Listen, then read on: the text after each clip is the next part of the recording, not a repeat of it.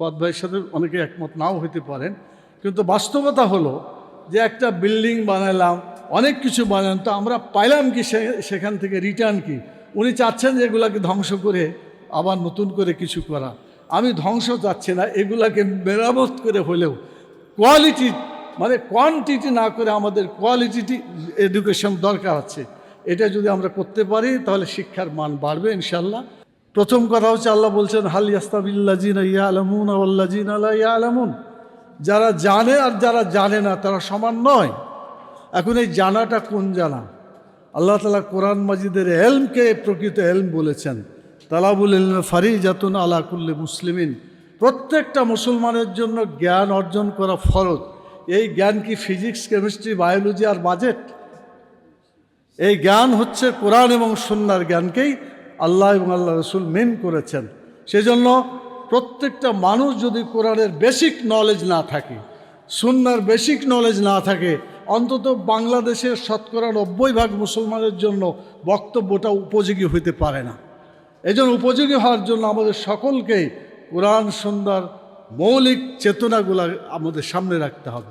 যেমন সুদভিত্তিক অর্থনীতি একটা মানুষের জীবনে অথবা একটা জাতির জীবনে কোনো কল্যাণ আনতে পারে না।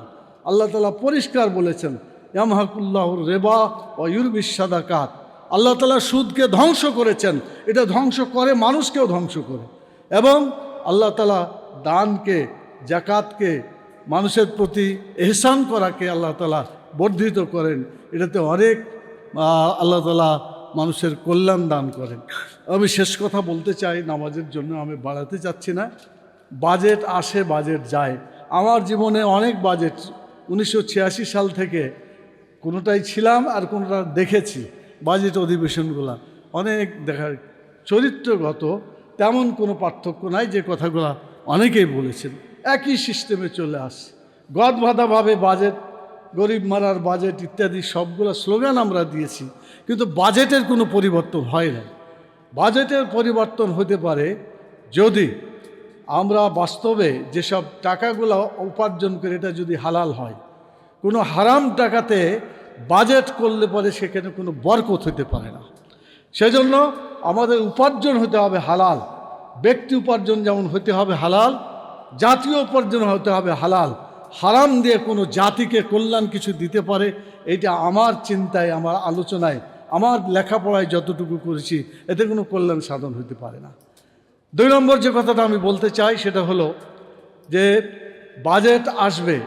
এই বাজেট আসলেই জনগণের মধ্যে একটা আতঙ্ক চলে আসে যে বাজেট আসলো মানে জিনিসপত্রের দাম আবার বাড়লো।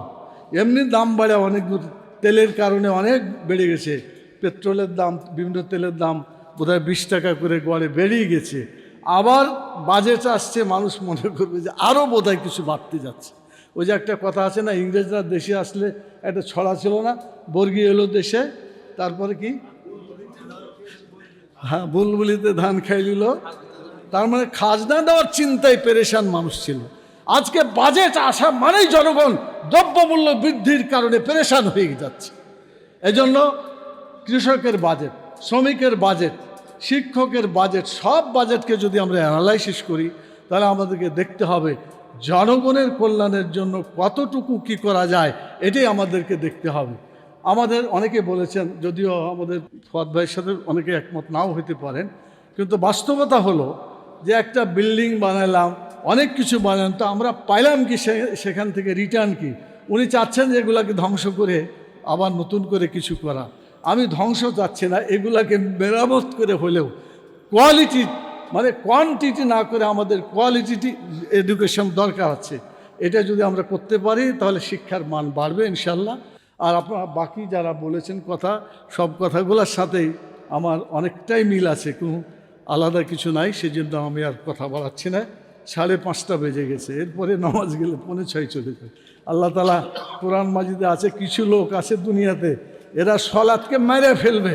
এখন আমরা যদি এভাবে সলাৎকে মেরে ফেলি তাহলে কালকে আমাদের জবাবদিহি করতে হবে।